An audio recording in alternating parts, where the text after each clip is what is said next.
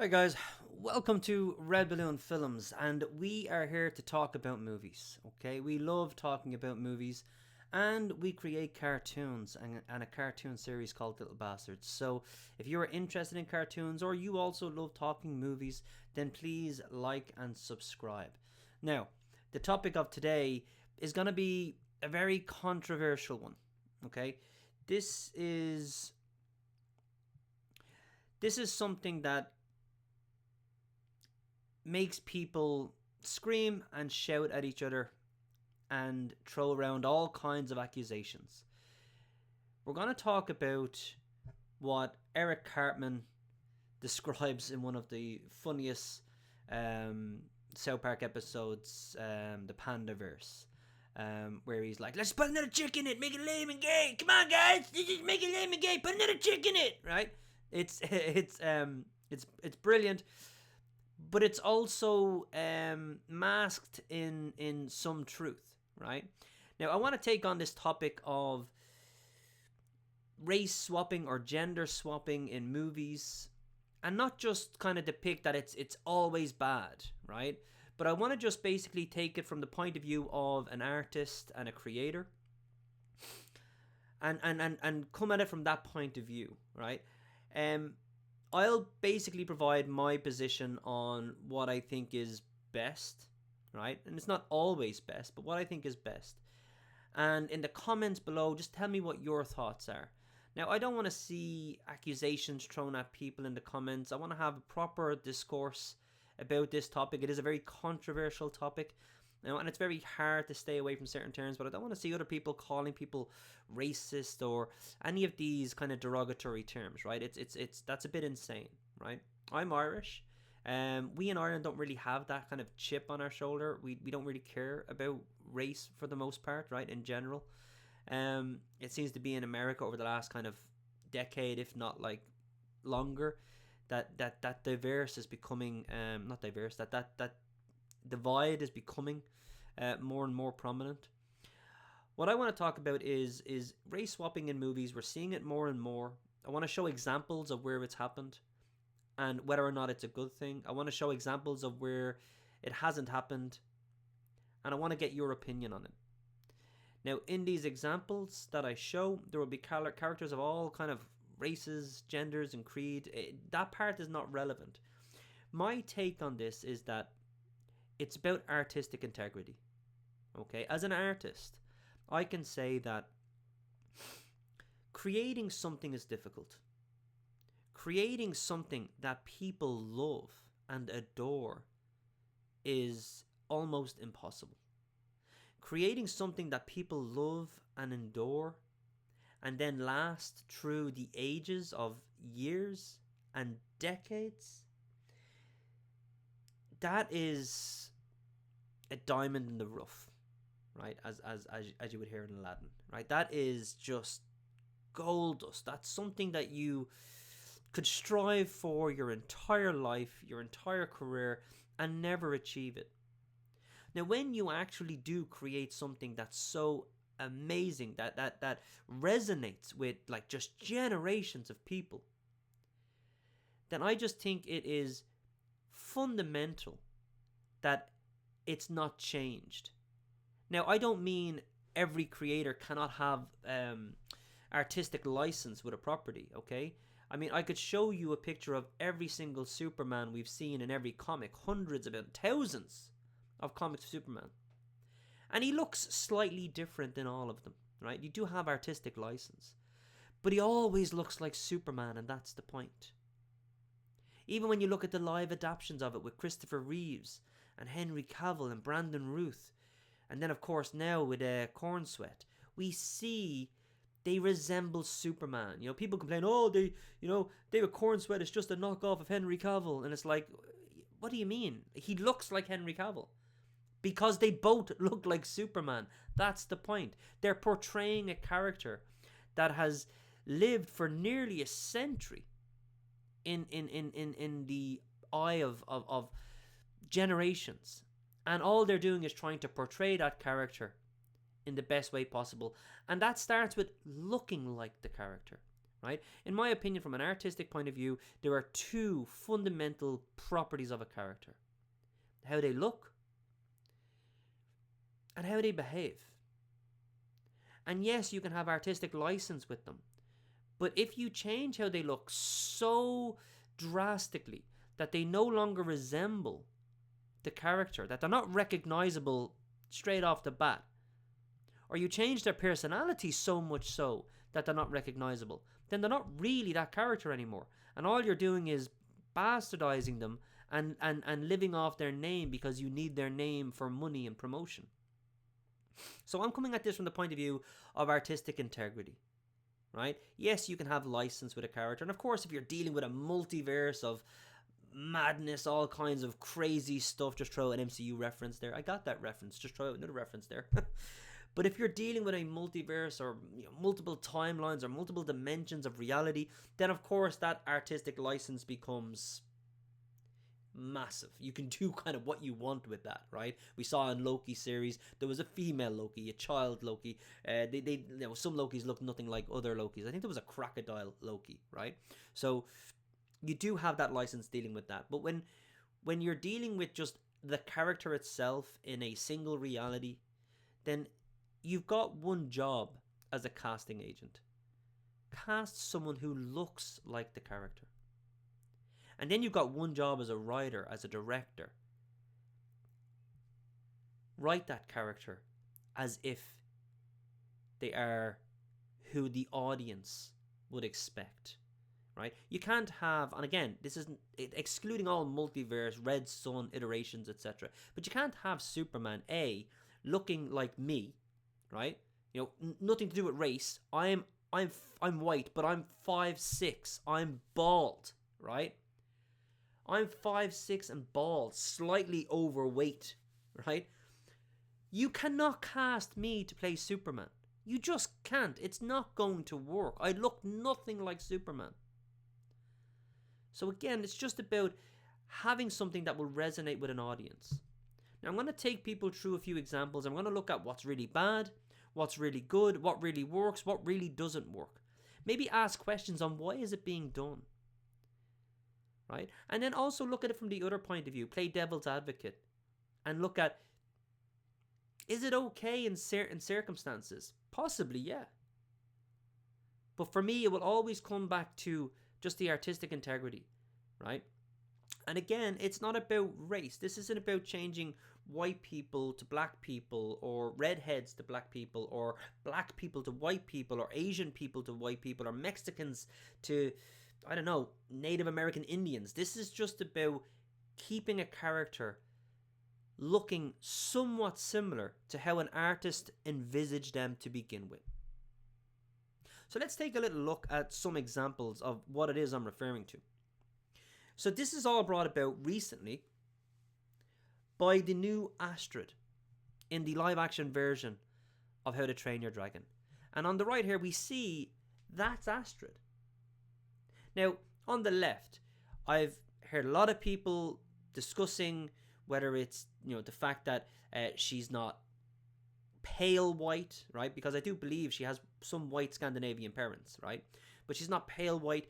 That's not really my issue with this, because I think their skin tone is not really what deviates her from the character, right? It's the fact that she's not got blonde straight hair. She is, and again, eye color is a very, very minute detail, not really worth arguing about. I mean, I've seen characters that are supposed to have green eyes, but they end up having brown eyes. I think Hiccup's eye color is different. Nobody's complaining about Hiccup, right? And that's fine, because that's not a drastic change. Okay, if her eyes are brown instead of blue, fair enough. It's not a drastic change. But this doesn't look anything like Astrid at the moment. And I've seen clips in the trailer. Her hair is nothing like Astrid. It is completely different. And while you may say, well, that's not such a big deal, it kind of is. It makes her stand out a lot from the other characters. And when you look at the other characters in this film, the father, played by Jared Butler, who also voiced the father in the cartoon, he is on point for looking like the dad. He looks exceptional. And you see people contradict themselves because they talk about how amazing he looks as the dad, a spitting image. And Hiccup looks brilliant as the boy, even though I think maybe he looks a bit old. And then they talk about Toothless, who is like just for pixel, the reimagining of the 3D animated cartoon. He looks identical. It's beautiful. And they say that with like reverence and enthusiasm. And yet then they say, on the other hand, it doesn't matter that she doesn't look anything like the character. And it's like, well, you can't say how brilliant it is when something looks like the character, but then say, and it doesn't matter when something doesn't look like the character. It's like, pick a lane. Either it's a great thing to look like a character, as you would expect a character to look, or it's not. Okay, my hat's all over the shop here. See, that's what you get for taking off your hat while you're discussing something. Now, this is just one example, and it's the most recent example, which is why we're looking at it now. It's not ideal when we're talking about just casting, right? But there are worse examples than the most recent How to Train Your Dragon. We've seen Tinkerbell being completely recast into something that looks nothing like Tinkerbell, right? Now, I loved Peter Pan growing up. Okay, I had Peter Pan wallpaper. I used to draw Peter Pan drawings from that wallpaper all the time as a kid. It's one of the earliest memories I have. And then I loved the film with Robin Williams. Right, it's a beautiful film. I think also called Peter Pan. And then I adored the film called Pan, where we saw a great retelling of the adventures of Peter Pan. And in that we had Tinkerbell, who got so jealous. Tinkerbell's a huge character. She's a huge character in Peter Pan with Robin Williams. But she's a huge character in Pan when she gets so jealous about Peter's and Wendy's relationship that she almost poisons Peter. And then eventually takes the poison for him and nearly dies because of it. I mean, who doesn't remember that scene? Come on. Who doesn't remember that scene in Peter Pan? I do believe in fairies. I do. I do. I do believe in fairies. I do. I do. I do believe in fairies. I do. I do. I do. Come on. I love that scene. And then he brings her back to life. Now, here we have just a recasting of the characters, and then all of a sudden they've just changed the look of Tinkerbell to look nothing like the character. I don't care if they've changed her to whether it's any different race. The race is not important. It's just the fact that it looks nothing like the character. And there's no reason to do that. I mean, in this world that they were creating, they could have a multitude of fairies of all colours and creeds. It could have been amazing. Expand the universe that we're sitting in. And keep Tinkerbell as the audience would expect her at the same time. There's no reason you can't do that. And they chose not to. They just chose to just colour her black, and if you don't agree with it, you're racist. And that's the tone that Disney and other actors and Hollywood have taken as well, which people are standing for less and less. That immediately, if you don't like it, you're racist. And it's like, I could care less what race someone is. I just want them to look like the character they're portraying. That is it. And applies to all characters. I want Black Panther to look like Black Panther. I want Storm in the X-Men to look like Storm. That's all. So that means don't change them so drastically that they now no longer look like those characters. Again, if we look at here, this was a huge problem for fans of Ariel and the Little Mermaid. Now, I've never been a huge fan of Ariel and the Little Mermaid. I love animation, okay? I am an animator. And what got me into animation was The Prince of Egypt. And then, of course, watching Pixar with 3D animation, I then studied VFX and 3D animation for like 10 years. I adored it. But really what got me into animation was things like The Lion King, Aladdin, Pocahontas. I would sit at home just drawing those characters over and over and over just to try get my drawings to look even slightly similar to the amazing artistic drawings on screen. And that was just me copying characters. I can only imagine how amazing it would feel to create a character from scratch, to design a character from scratch that people love. And then for somebody just to take that character and say, it doesn't matter how they look. It's like, excuse me, spent my entire life trying to make a character that looks a certain way, and now you're saying that just doesn't matter? How can that not matter? How we look is important. People saying, I don't see colour, is probably one of the most racist statements I've ever heard, because colour is good. People are different. We should embrace the differences. We should love the differences. We should embrace each other's cultures, learn from each other. But that doesn't mean you walk around with these blinders on saying, you don't see colour, it doesn't matter. People are different, and that's fine. That's great. All I'm advocating for is that we keep beloved characters that have endured centuries, well, not centuries, but decades of existence, and we allow them, when they're portrayed in live action or TV, or they're in cartoons because they've been depicted from a book or a comic, that we just try to at least let them resemble the actual character. That's it. The real issue with this one, though, this shows everything wrong with Hollywood. This casting is atrocious, not because of the difference in race. It's atrocious because they masked everything. They masked their laziness. They masked their ineptitude. They masked their inability to be original. And they masked it under the guise of diversity and inclusion and representation. It's like, get a grip. First of all, the film is called The Little Mermaid. It's not called Ariel. So there was absolutely no reason that in fact, forget no reason. This is what they should have done. They should have created a film called either The Little Mermaid or A Little Mermaid. And then it should have expanded the universe of The Little Mermaid. I mean, we've already had the cartoon. We've already had that story. There's no reason to tell it again. But if you're going to go into that world, why not expand it? Build a franchise. Franchise is all the rave. Build an amazing, beautiful, wonderful franchise of the undersea world. I mean, the world is like 2/3 water. You could have had the most diverse cast in the world. Every nation and nationality and race represented. You could have told a wonderful story that had new adventures. And it could have all followed this girl, the actress Halle Berry, across that world. And that would have not only expanded the universe, created a new, wonderful character that people could love, that kids could warm up to. And you just don't call her Ariel.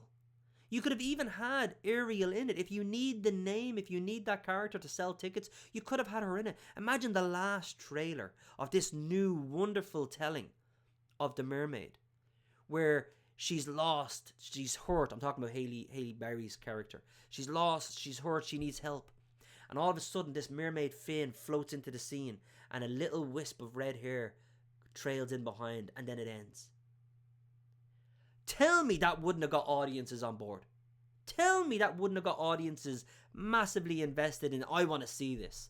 And then not only did they get to see Ariel as she should be seen, the way she's supposed to look, they would also get to see this new wonderful character with her own rich history, her own personality, and that then includes everything you want to portray, your representation, your diversity, your inclusion. That's the way to do it. I call that the Miles Morales approach. The Miles Morales philosophy, if you will. Right? Getting deep. But instead they were like, nah, go into the writer's room. Somebody's pitching that, and they're like, or we could just make Ariel black, and then if anybody complains, call them racist. Yeah. How did that work out? I mean, it's not good. Even if the film had have made $1 billion, it's not a good thing. You're being lazy. You're being unoriginal. And you're isolating most of your audience. So this is one of the worst ways in which I've seen casting done. Not because of the spectacularly drastic change in the look of the character, but because they had an opportunity to do something amazing and they didn't. I don't even need to talk about this because this is also horrendous. Not because Rachel Ziegler doesn't look like Snow White, but because she is a dope. This girl who calls half of the American electorate, in fact more than half of the American electorate, idiots hoping they never find peace again because they somehow disagree with her. And again, I'm not American, I'm Irish, right? I don't have that chip on my shoulder that Republicans, Democrats seem to have, where they don't realize if you actually think about it, you're both wrong about a lot of things and you're both right about a lot of things, and you just need to work that shit out. She just creates more division with her base and her fans, if she has any left. That is just horrendous. And then she's forced to apologize by Disney because she's an idiot, right? But she looks nothing like Snow White. Snow White, one of the main things is she has skin white as snow. Are you saying that in all the actresses around the world currently, between the ages of 18 and 26, 28, that 10-year period, that not one with jet black hair, and in fairness, you can dye the hair black, but there's not one with jet black hair and really pale skin that could play Snow White beautifully? Not one. I mean, you have to go out of your way to be this different to the character. And it's not just that. When you hear her talk about the character, it's not going to be a love story. She's not going to be followed by a stalker. It's like, hold on a second, right? Some women actually like love, right? And romance. But the way she describes her, she's going to be a leader. She's going to be powerful. It's like, hold on a second. Are you playing Snow White or are you playing the evil queen? Because they're all the attributes I would give to the evil queen. Right? Power hungry, dominant leader. Snow White is loving, caring, nurturing. And that in itself is a strength and a power. That's not a weakness. So not only are they changing the character's looks in this particular example beyond recognition, they're actually changing the personality beyond recognition, which is even worse. Right? You can kind of move past the character doesn't look like the character. You think Jason Momoa and Aquaman, right? He looks nothing like Aquaman. But Aquaman is not really that well known. It's a bit of a joke. So people just kind of got on board with it, right? He doesn't look like Aquaman. Aquaman's blonde, white. Jason Momoa is Hawaiian and kind of brown hair, grungy looking rocker. But at least he acted a little bit like, surfer type dude. Cool. Like, this person acts nothing like Snow White. Here is one of the more egregious takes I've seen in TV, right? If I asked you who this character is, you wouldn't be able to tell me. There is no one, I don't think, on the face of this earth, if they did not watch this TV show and I said, who is that character, that they would be able to answer that question correctly. In fact, I'm going to ask you now. Go into the comment section before I go on, who is that character? If you haven't seen the TV show, I guarantee you're not giving me the right answer. Because he looks nothing like the character. And it's not even the fact that the character is white and he's not white. It's the fact that he's bald and the character has red hair. He's good looking and the character is somewhat nerdy and goofy. He has a chiseled jaw and a gorgeous smile and the character does not. He is 6 foot something, broad shoulders, gorgeously built chest, 6-pack. I mean, okay, I'm also straight, which in this day and age is a bad thing, but I'm kind of fawning over this guy, right? He is a well-built, muscular specimen. He looks great, and I would love to see him in many of characters. But our character that he's portraying here is not 6 foot, broad shoulders, chiseled chest with a 6-pack. You would not believe the guy that this person is actually portraying. That's the guy who is now being cast as the same character in the 2025 Superman film, Jimmy Olsen. Jimmy Olsen is a huge, huge character.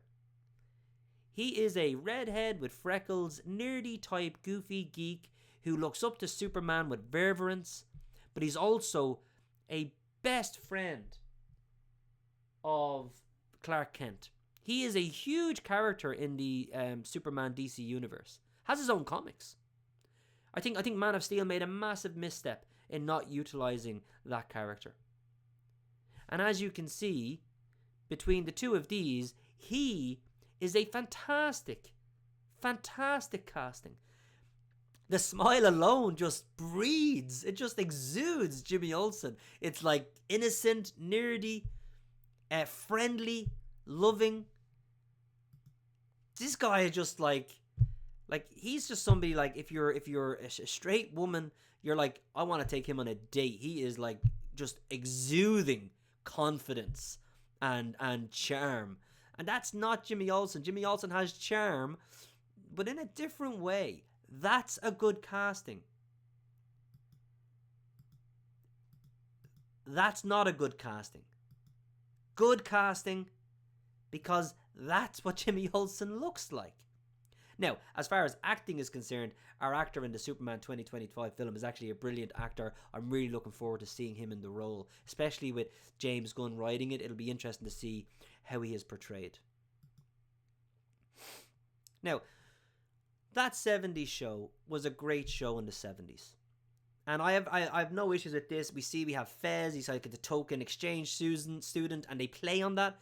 They kind of walk into that. It's brilliant. But my thing here is that it's a very, very good representation of middle America in the 70s. Right? This is a very good representation of middle America in the 70s. Then I watched a single episode of that 90s show. Now, I was a teenager in the 90s. I was 13 in 1993, and I was 18 in the year 2000. So, I lived my teenage years in the 90s. And again, I'm in Ireland, which I think would be somewhat reminiscent to Middle America, right? And I may be wrong, you can obviously correct me below, but I think Ireland is very kind of in tone and tune with Middle America in the early 90s. In this, you have, like, they just thrown diversity and reputation at a wall and had a look at what stuck. We have an Asian kid at the bottom sitting down holding a drink. We have a girl who is black and her brother who is white in an interracial family, which there's nothing wrong with. We have another girl who I think is gay, or the guy might be gay, but again, it's not there's anything wrong with being gay, but in the early 90s growing up, and I had a couple of friends who were also gay, but they were not out as gay. They were not flamboyantly out as gay, because in the early 90s it wasn't, not that it wasn't acceptable, but it wasn't as just as common, right? Now, again, you may have had some, but they would be the outliers, right? It just wasn't commonplace. I mean, in our group even, it wasn't kind of known until maybe late teens, early 20s, right?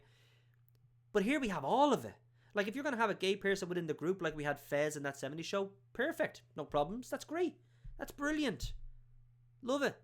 Probably don't have him, like, so flamboyantly out if he's only 15 or 14 years of age, because, like, who is at that point? But then to also have, like, okay, we're going to also have an interracial brother and sister, because that's commonplace, and it was absolutely not where I'm from. It's not a bad thing, obviously. It just wasn't common. And then, of course, we have in the same group a Chinese person, an Asian person, who, again, it's not a bad thing. It's just not common.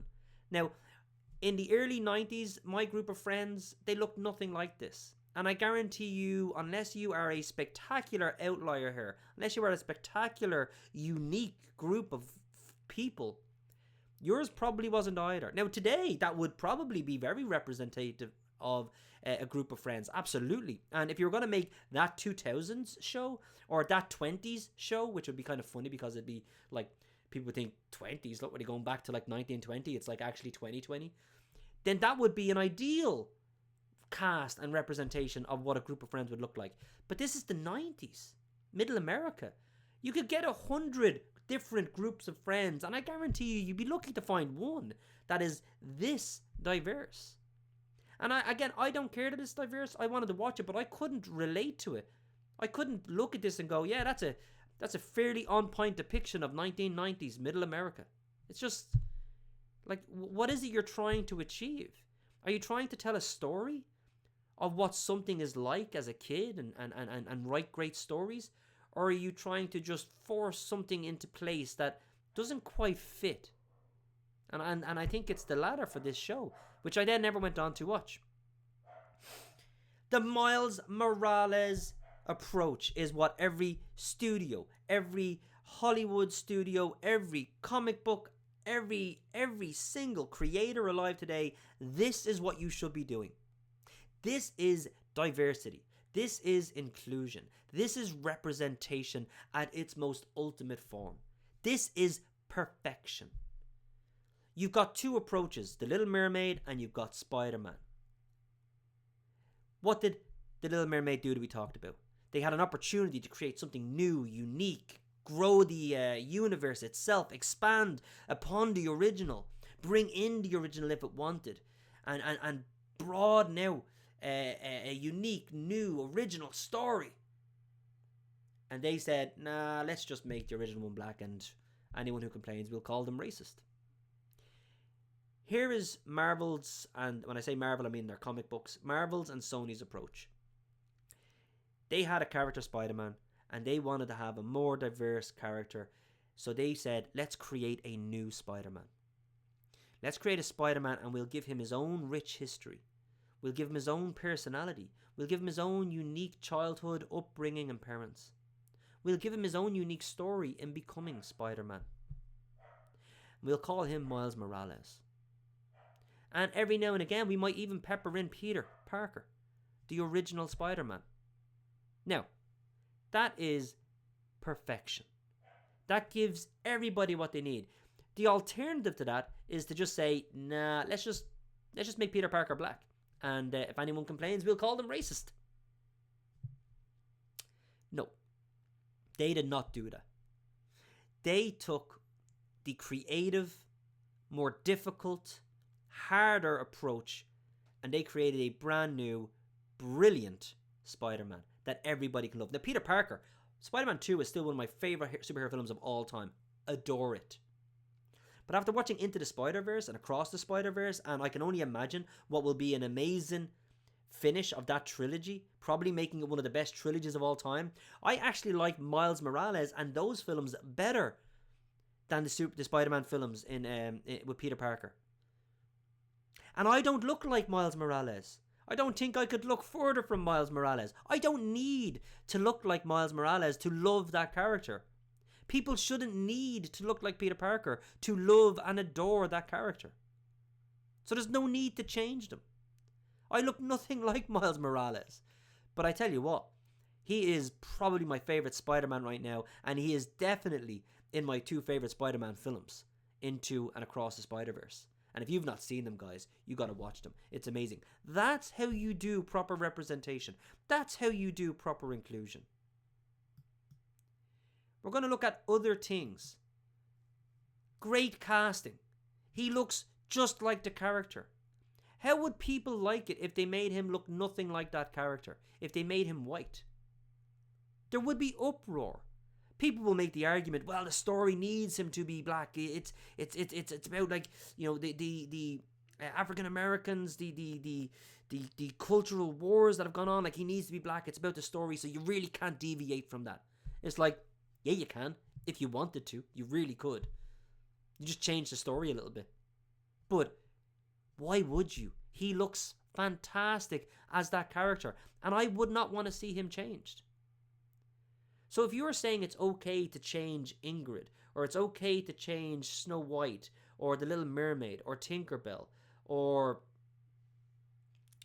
Wally West, or, of course, what we saw there with Jimmy Olsen. If you're saying it's okay to change those characters, that how they look is not important, but then you say you can't change this character, you're kind of flip-flopping. It's like, pick a lane. Either it's a good thing, or it's okay, or it's not. And I'm leaning towards it's not. Not because it's horrendous. Not because it's just terrible. But only because it is taking away from the artist who originally envisaged this character. And it's taking away from the audience who grew up with such characters and loved those characters. And now they can't even recognize those characters. A really good way to demonstrate that is Perry White. I've loved Perry White and Superman ever since I was a kid. I've got Superman posters up there. I've got my Superman statue here, which I don't think you can see. I've got my Superman statue here. I've got my Superman statue over there. I love Superman, right? Grew up loving Smallville, Superman 97 movie. And I've seen Perry White in numerous iterations. but he always looks like Perry White. And then in Man of Steel, a film which I think is a masterpiece with some flaws, it gives me Perry White with, I think it's, I might get this wrong, but Ray Fishburne, right?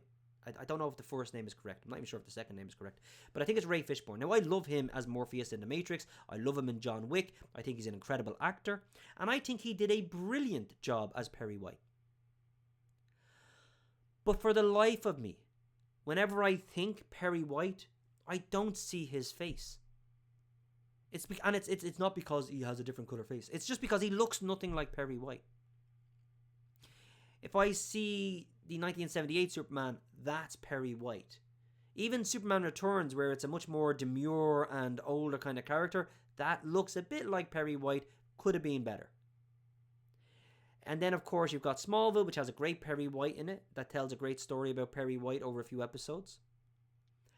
And obviously the comics have various different Perry Whites, right? It's similar with the Spider-Man chief reporter. Can't really think of his name right now because I get mind blanks. I think I'm suffering from some early onset dementia when I start talking sometimes. But it's like that. The character is ingrained in us. So when I think Perry White, I see a caricature even, right? An archetype. I see something. And it's just not Ray Fishburne. As great an actor as he is, and I'd love to see him in many different things, I just don't see Ray Fishburne. And that's an example I would use for where the actor can do a brilliant job. They can portray the characteristics of a character brilliantly. And I did love him in Man of Steel. I thought he did fantastic. But it's been 10 years since, and when anyone says the word Perry White, he's not the first thing that pops into my mind. This is great casting. This is Belle, right? This is Cinderella. We have Emma Watson, and we have the animation, and not just the dress that she wears and the rags. Well, you wouldn't really call them rags, would you? It looks quite fancy, to be honest. But in both sets of clothing, she looks spectacular as that character. And that's all anybody can really want when you're trying to have a casting of a adored character. I mean, that animation is one of the first animations I think that ever won an Oscar. Like, it is pivotal in the world of animation and in the mind's eye of generations. So it's a good thing that your cast looks like the characters they're trying to portray. Cinderella. Is this Cinderella? Yes, Cinderella. The other one was Belle. This is Cinderella. First of all, this girl who I saw in Downton Abbey, she is one of the most stunning looking women I think I've ever laid my eyes upon in my entire life. She is beauty personified. She is brilliant for the role of Cinderella. She was fantastic. She looks great in that role. You can see there, she probably should have had her hair tied up just to make it a little bit more accurate. But you can forgive the little things. She, again, was a great casting. There is nothing wrong with great casting. I'm going to move this up here so you can see it. Storm. That's not it. Storm in X-Men. Look at this. We have Halle Berry. We have the new actress that played her in the X-Men Apocalypse. And then, of course, we have the comic book the cartoon character. That is a great casting. Now, I don't know about you, but I wouldn't want to see a live-action version of Storm where she's white redhead or a blonde white woman with blue eyes. I wouldn't want that, right? So I'm not preferring like one race over another or one type of character over. I don't want to see this character just drastically change so much so that I can't even recognize her as Storm. Imagine she was gender swapped and racially swapped to a white man. That would be ridiculous. And the thing is, all the other examples I showed of bad casting are equally ridiculous. People just don't want to say it. Now, if we look at some great examples of casting, this is Superman. We went through this already. All of these actors look different to each other. But if you look at the tree on the left, also maybe with a bit of Tom Welling in there from Smallville on the right, they all look like Superman. That's the point. And we could add David Cornsweet to this, who probably looks even more like Superman than any of these guys, because he's taller than all of them. So again, getting your casting to look like the character they're portraying is not a bad thing, right? It's not like spectacularly horrible if it doesn't, but at least try. Another example, I'll fly through it. Spider-Man, all look different, but they all look like Peter Parker. That's great. Here's an example where I'll use a white man and a white man to just avoid any racist comments whatsoever. Tom Cruise is my favourite actor of all time. I could literally go on a quiz show about Tom Cruise and I will win. I will beat you. Okay? I know that in Days of Thunder his name was Cole Trickle. I know that in Top Gun his name is Pete Mitchell, aka Maverick. I know that in A Few Good Men his name is Daniel Kaffee. I know that his name is Joseph Donnelly in Far and Away. I know that his name is Brian Flanagan in Cocktail. I know that his name is David Ames in Vanilla Sky. I know that his name is Ethan Hunt in Mission Impossible. I know everything about Tom Cruise's characters. I know that his name is Joseph, no middle name Reacher, in Jack Reacher. And I liked him in Jack Reacher 1 and 2. But here's the kicker. I've read every single Jack Reacher book. I think I'm on the 24th book. I've got 2 books there that I actually haven't read that I got for Christmas off my wife, and I'm dying to read them when I find even just a smidgen of time. But I've read Jack Reacher books. And as much as I like Tom Cruise in the first film he did, and the second film is a bit meh, it's okay, he's not Jack Reacher. He looks nothing like Jack Reacher. The man is like 5'8", wearing, I think, heels. Right? It's like me playing Superman. It doesn't work. When you think Jack Reacher, you think 6'4", shovels for hands, towering above the rest of the crowd, dominant. I don't buy into this bullshit, even that the author, and this is me talking about artistic integrity for the author did this because he was paid money. But he went on to talk about, well, Cruise embodies Reacher. He personifies the aggression and the dangers that Reacher possesses. It's like, he looks nothing like fucking Reacher. You just got paid a few million quid so he could license your property. Just stop talking. Right? And that's me admonishing the actual creator, which is somewhat apocryphal when I'm all about creators' original concepts. Alan Richmond. He is not a good actor. He is not as good an actor as Tom Cruise because Tom Cruise is one of the best actors in the world, right? All you have to do is talk about Jerry Maguire, A Few Good Men, Born on the 4th of July, Vanilla Sky, right? He is a great character actor and he's a great action hero. Alan Richmond is not as good. Plain and simple. But he is a way better Jack Reacher. I mean, he is a way better Jack Reacher. I mean, just look at him. I love the books. And as soon as I watched the first scene of the first episode where he steps off a bus, I was all in. I mean, this guy is he just is Reacher. He's phenomenal. So again, it has nothing to do with black or white or Japanese or Mexican. It has to do with look like the character, embody the character. And in this case, we can see Tom Cruise just did not do that. Is it okay sometimes? Are there certain occasions where it can be done? Yeah. I guarantee you there are occasions where it's being done where the character you're looking at looks nothing like the original and you don't actually care. For me, that's generally when I have no idea what the original character looked like. When I don't know the source material, right? If you suddenly made a new Harry Potter and Harry Potter was black with an afro, it'd be like, that looks nothing like Harry Potter. What are you even doing? But I know Harry Potter. I didn't know The Equalizer. In fact, my first ever experience of The Equalizer was Denzel Washington. And I actually thought originally that was always the character's look. Turns out it's not. It turns out the guy on the left played him in like something like the 70s or God knows how long ago. And it was a part of an original TV show, The Equalizer. Now, Denzel Washington for me is a brilliant equalizer, which I now think they've done a TV show as a black woman, which again is just gender swapping the character for God knows what reason. did not like it, but that's because I now knew the Equalizer to be this, to be what like Denzel is. Where am I going here? There. But of course it wasn't. It was originally like an old white guy.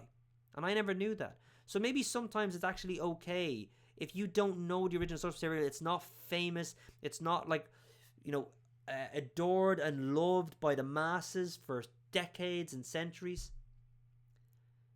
But you should stick with the source as close as you can. But here's an example of where it didn't bother me because I didn't even know. There are other examples of that you may not know.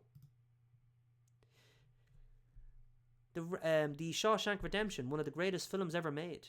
One of the most beautiful stories ever told. The Shawshank Redemption has Red.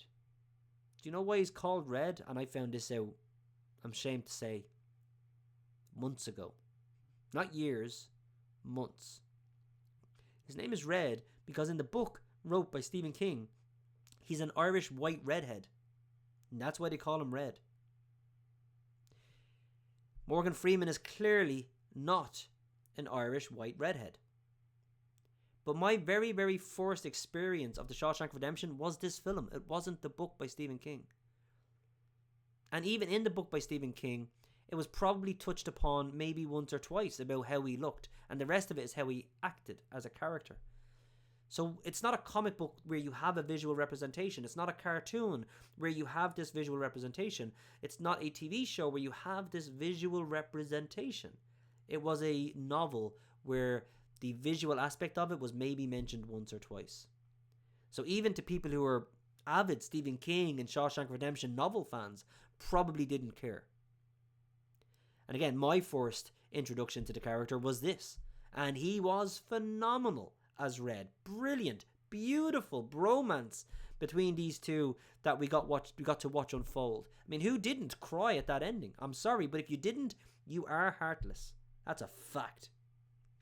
So, again, we will say, is it as important when you have really kind of unknown, unestablished visual representations of the character, or that they're not loved? Maybe there are times when it's more acceptable than not. But ideally, the key and the goal should always be strive to create a character that looks like the character. That's it. Hire a cast that looks like the actors we're talking about. Hire a cast that is somewhat resembling the character they're trying to portray. There's nothing wrong with that. It doesn't matter what race or anything gender they are, as long as they look like the character. That's all one can ask for. And if you are trying to be inclusive and diverse and broaden out representation, that is fantastic. Do it the good way. Be original. Put in some hard work. Create some new, amazing, wonderful characters that all people can love. There's nothing wrong with doing that. Miles Morales and the amount of money that Into the Spider-Verse and Across the Spider-Verse has made Sony and Marvel will tell you to put in the hard yards is better for you, it's better for the property, and it's better for the actors. Because if you hire now somebody in live action to play Miles Morales, that will be fantastic. If you hired that person to play Peter Parker, they would get no end of hate. And yes, some of it would actually be racist hate from actual racists, and that's terrible. But some of it could just be from people who love Peter Parker and now no longer have something they're familiar with. And it's okay. You know, you get so many people just throwing that word around. Oh, if you don't like it, I can see now that you're... And it's like, well, hold on a second. What part of this character looks nothing like the character is racist? You know, I could say Tom Cruise looked nothing like Jack Reacher. Where's the racism in that? It's a fact. Where's the racism? There's none. So all I ask people, go down to the comment section. Am I wrong? Am I right? Is there a middle ground? What are your thoughts on the subject? What do you think? Be kind to each other. Be civil with each other. This is a very hot topic. It's a very controversial topic. I really hope that I've managed to portray my opinion and my stance without coming across to I don't know what the word would be, egregious or racist in certain people's viewpoints, because I couldn't be farther from that. I love all characters. I love all art forms. I love the media of film, TV, animation. I'm trying to create cartoons for you guys. In fact, my cartoon Little Bastards will eventually have one person in it who is in black and colour. And the reason we'll have one is not because I want to copy off Token in South Park. It's because in my school of 800 students growing up in the early 90s, there was one. And what's hilarious is that he was cool, everybody loved him, and nobody gave two shits that he was black. But here's what's really funny. His name. His name is the most stereotypical name. In fact, if I actually called him by his real name, I would probably be called racist. His name is, wait for it, Carl from The Simpsons, right? Usher. That was his name, Carl Usher. Great guy.